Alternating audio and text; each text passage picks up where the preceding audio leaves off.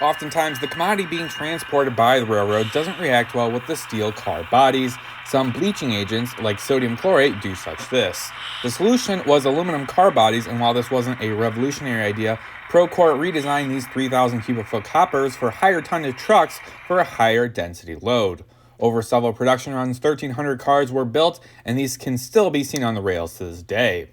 Rapido announced the brand new model of this Procor aluminum hopper in March of 2022, and dealers took delivery in November of 2023. This initial release only has one road number with 2 paint schemes, but each paint scheme has 24 numbers for a total of 48 unique numbers in this initial release.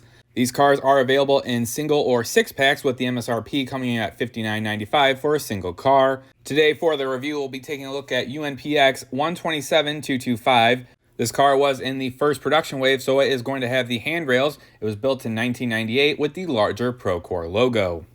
Starting off with the A end of the car, the first feature that hits you is these bright end cage details on either side of the car, coupled with the silver metallic paint, really add a bright and flashy car to the layout. The top of the end cage isn't just for looks though. The yellow support squares also provide the base for the end pieces for the roof walk, jutting out between the coupled cars.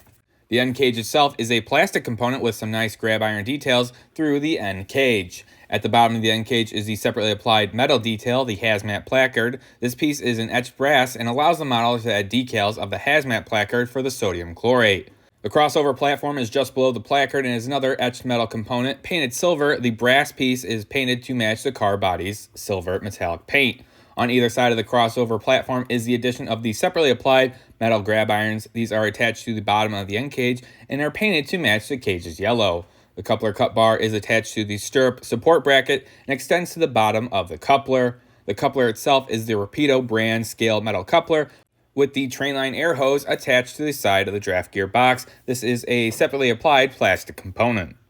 Moving to the side of the car, some of the end cage details become a little bit easier to see. The first of these is the stirrup steps that hang off the side of the sill, reconnecting above the sill with the rest of the end cage. The main spotting feature for the first production run from Procor is the addition of the handrails on the roof walk. These handrails have supports that attach to the car body sides for the first production run, while later runs did not have these handrails. Moving below the sill are some funny looking trucks. These are 100-ton trucks with hydraulic snubbers for better cushioning on the rails. The snubber's appearance is amplified by the orange accent painting, giving these a nice splash of color against the black truck bodies. Running in between the trucks is a pair of airlines. This is a separately applied plastic component. One of these airlines is going to be the main air that's running between the cars, and the other one is going to be running from the triple valve to the other set of brakes on the other trucks. Below the sill are the 2 outlet gates, and on either side of these outlet gates are the ratcheting and valving mechanisms that allow the gates to open and the product to fall out. These do have some nice rivet detail as well as being separately applied plastic components. Just above the trucks are the jacking pads. These are molded in a standard gray color due to being steel members and not the aluminum car body. Rapido went the extra mile and included the tow hooks. These hooks are etched metal brass components atop the jacking pads that allow operators to tie off to the car. The B end of the car has some extra details as well as sporting most of the major braking components. The first of these is the brake wheel and mounting details that connect the brake wheel to the yellow end cage. These are painted in a neutral gray color, a nice contrast to the yellow end cage. Probably one of the most interesting features is the fairly standard detail on most cars, but has taken a whole new level, and that is the brake chain that's made from a real brass chain. The chain is very nicely done and is painted to match the other steel components. The triple valve is nested on the interior of the end cage opposite of the handbrake, with the air reservoir being located on the other side of the triple valve. Between all the braking components is the air plumbing, which as expected is made from metal wire and looks very finely done. The interior of the B end is very full, with several air lines running between the valve and the air tank and then to the other side of the car. The interior is a little bit more complex with the addition of the retainer valve rod jutting out from the middle of the interior to either side. Both sides do have a support bracket mounted to the sill so crew members can operate the valve from track side. While looking at this end, it's also a good chance to check out the air component mounted to the jacking pads, and while I'm not 100% sure, it does appear to be some sort of smaller air tank. Despite my lack of knowledge, the piece is separately applied plastic component painted to match the other steel members. The top of the car body is quite interesting with a little bit more than the average freight car in terms of detail. Obviously, the main focus area is going to be the handrails on this unit.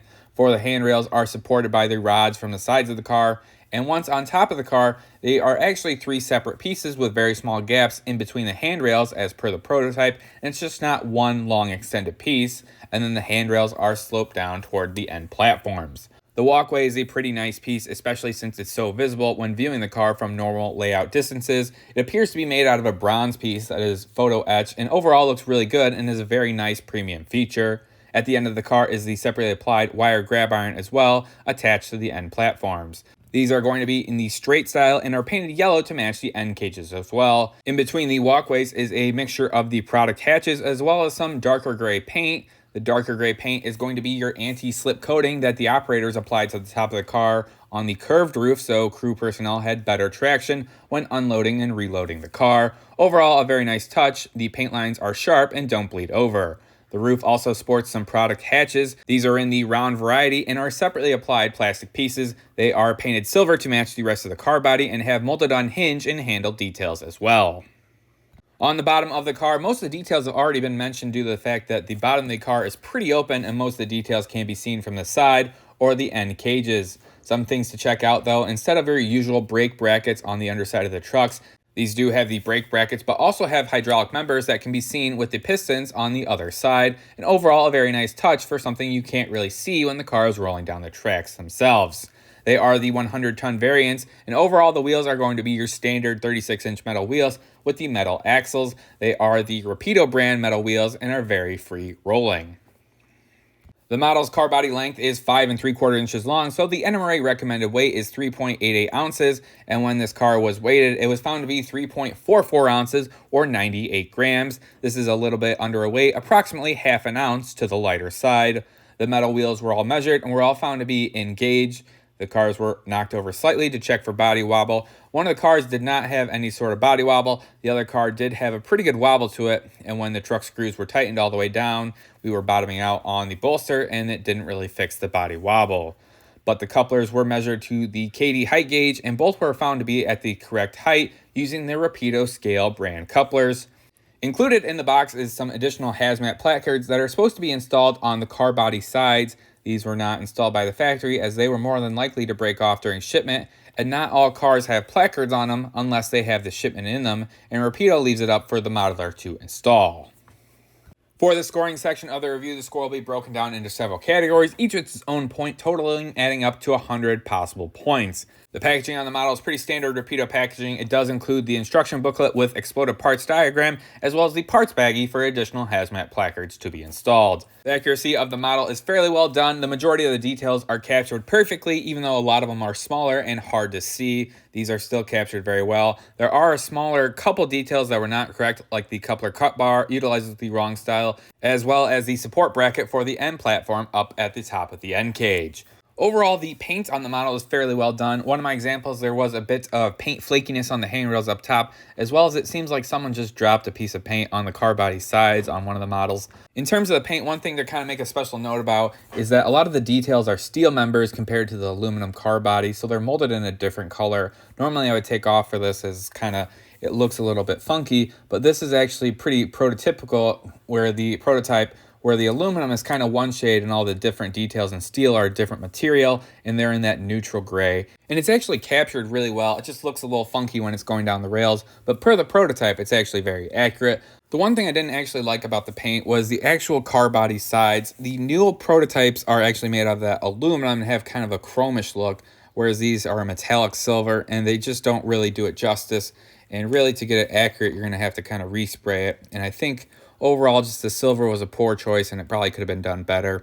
Walthers does their plated Superliner cars, and I think that would have been a great choice for getting that perfect aluminum look on these cars. The details on the model are a mixed bag as well. The details that are there are pretty well done, but there's a few issues on a lot of the smaller details. Overall, I thought there was just a lot of stuff that looks all right, but for a $60 model isn't done correctly, or other companies produce it a little bit better. One thing I really did like was the chain. The chain looks awesome. I think that was probably one of the next revolutionary steps in the industry, and I'm glad that Rapido took the plunge before anyone else. That being said, the chains were a little bit oversized and look a little funky, and it's just kind of the theme of this general car is there was a lot of missed opportunities there. Like the end cages probably should have been done in a wire grab iron. Stirrup steps are really thick. The handrails up top are funky and wavy. Overall, just a little bit less than stellar execution.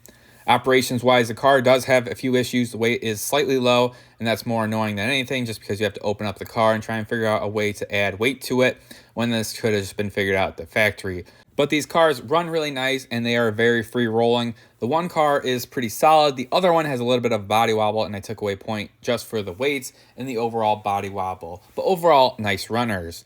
The couplers, trucks, and wheels are all pretty standard at this point. The trucks have the newly tooled trucks with the hydraulic snubbers, and I really like when Rapido makes those little details and it takes it to a whole nother level. The couplers were both at the correct height using these scale couplers. I'm not a big fan of these couplers, but they are scale and they are metal. The wheels are the proper 36-inch metal wheels, and they are all good. The one thing I wasn't a fan of is on a $60 car, should probably have rotating roller bearing caps on the trucks, and it just feels like another missed opportunity.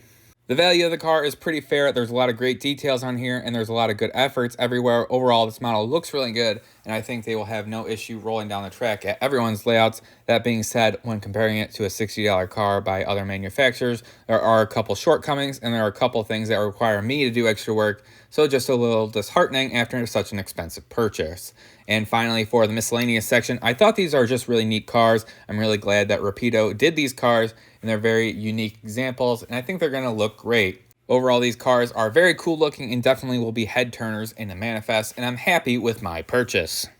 Adding up all the points gives an 85 out of 100 or a solid B rating, and when comparing this model to other recently reviewed models, the Procor 3,000 cubic foot aluminum hopper winds up a little bit lower than expected towards the bottom with the other problem children. Overall, I feel like this grade is actually pretty deserving, and it probably should have been lower, but overall, the cool factor and the uniqueness of the car really helps with the grade, and more so the fact that someone is willing to go out there and take a risk on this car is pretty notable. That being said, I am slightly disheartened with a lot of the design or production choices from Rapido. We've come to expect a high quality and flawless car from them, and when the MSRP of a model is on par with other Rapido cars, then the detail and attention to detail is less than that. So overall, just a little bit disheartening.